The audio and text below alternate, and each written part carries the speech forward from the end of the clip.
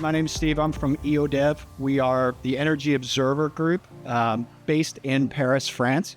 And we have for you today our power generator and our battery. I thought I would just take a second and kind of talk a little bit about the differences between generation and storage. So you see over in the pavilion behind you is all of the storage. And what that is you've got the Moxion battery and the Viridi battery that are actually taking energy, placing it inside a battery, and then you take that battery and you use it wherever you have to use it.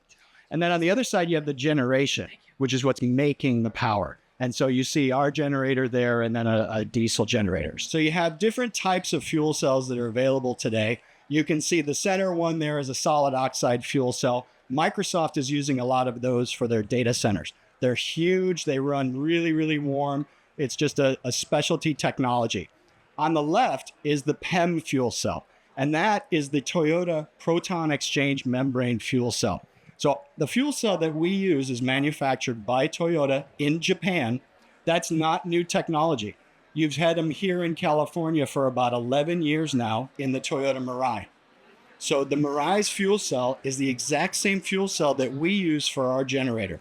And that generates energy by taking a hydrogen molecule.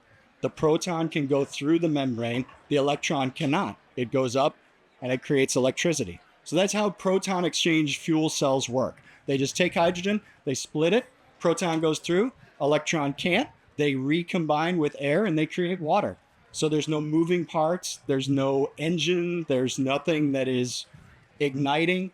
It's just splitting a molecule.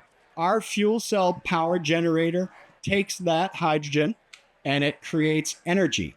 And as a result, we have the reliability with no moving parts. So there's really nothing that breaks or needs maintenance as far as changing out fluids like you would with an engine that needs oil. So from a reliability standpoint, the fuel cell made by Toyota, we think is one of the best ones out there, right? Next is efficiency. So because it's a fuel cell, you have a 50% efficient rating. So it's making 50% energy and 50% heat.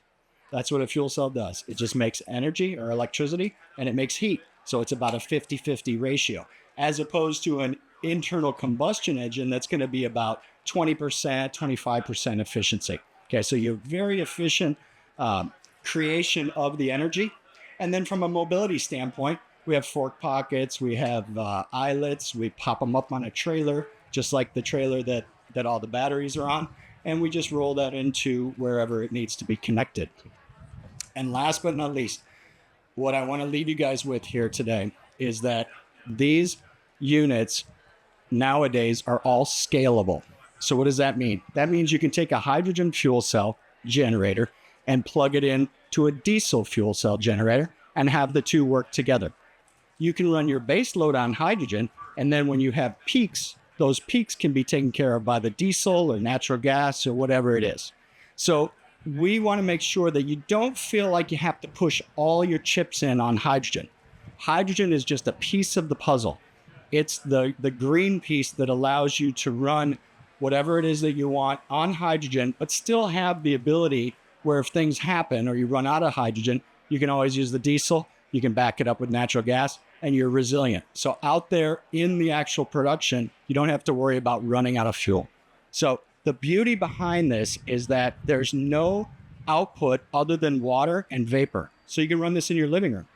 You know, there's no particulate matter. There's no noise other than the fan that's above those folks. And the fan doesn't kick on until the fuel cell hits 140 degrees and really starts working.